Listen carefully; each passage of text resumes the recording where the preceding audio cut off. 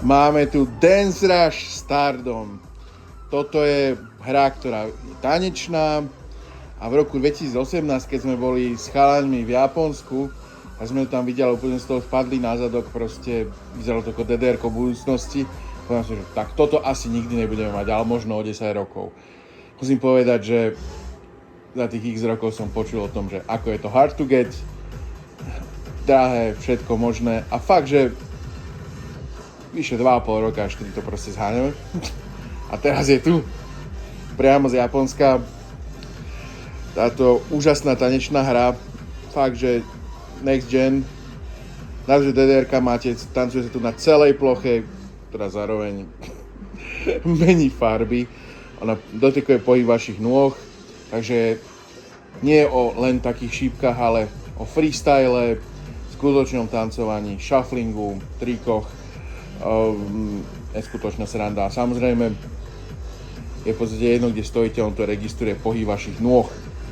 Zároveň, aby sme nedošli k omylu, môžu na tom hrať dvaja naraz. Nemusia, ale môžu, preto sú tam aj tie šipky. Obrovský obraz, farebné ledky, proste je to kolotoč. Absolútne je to mega. Tu máme aj kúsok možno gameplayu, registruje to ľavú a pravú nohu, ako s ňou hýbete, kam hýbete. Je tam celkom slušný výber songov, je tam aj K-pop, Blackpink, samozrejme tradičné veci od Konami, keďže hraje od Konami, respektíve ich hernej divízii Bemany.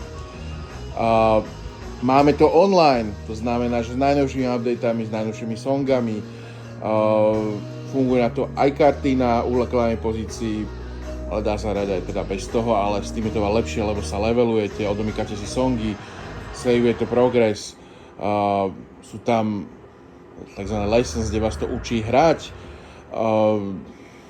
Samozrejme, celý ten kabinet je ešte nádherný. Úplne super je ten zrkadlový efekt. Neskutočná šleha. Samozrejme, musím povedať, je to veľké, vysoké, takže na sťahovanie po akciách asi dosť. A hlavne ten pád, keď normálny DDR-kový, TG-čkový pumpový pád má váhu 100 kg a sú dva, tak toto je presne tých 200 asi. Je to ťažké jak sviňa.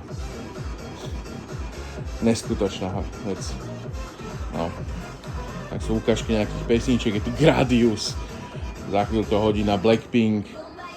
Samozrejme, tá podložka dokáže robiť všelijaké efekty, je to veľmi krásne.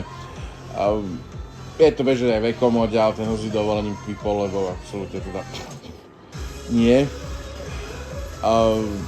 Dance Rush Stardom, keď už máte DDR-kový TG-čko si niečo iné, tak toto je proste to, čo sa oplatí mať, je to taký next gen medzi tými tanečnými hrami a som rád, že to tu máme.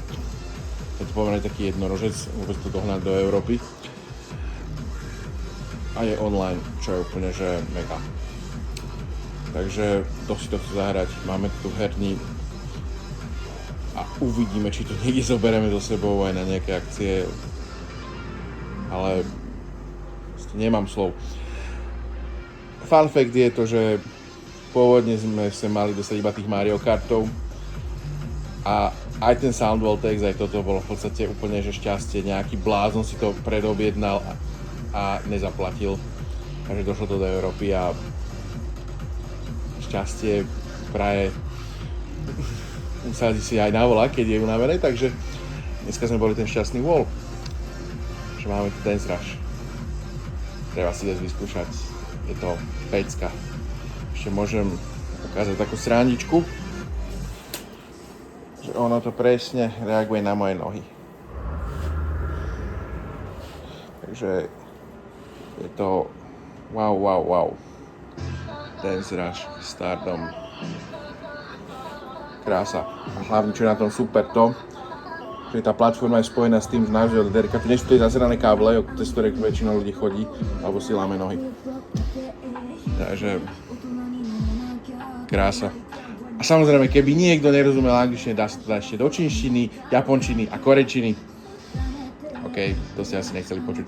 Takže NCR Stardom, Arcade.sk. Ešte jednu vec by som ešte doplnil, pretože to má šialene veľkú obrazovku, ktorá je úplne že super. Tak má to ešte dve veci. Kameru, a môžete zaznamenať svoj tanec, ale hlavne pohybový senzor, pretože nehybete len nohami, ale to sníma, či skáčete, či sa ukláňate, či robíte nejaké pohyby. Takže je to, ešte toto tam je to extra.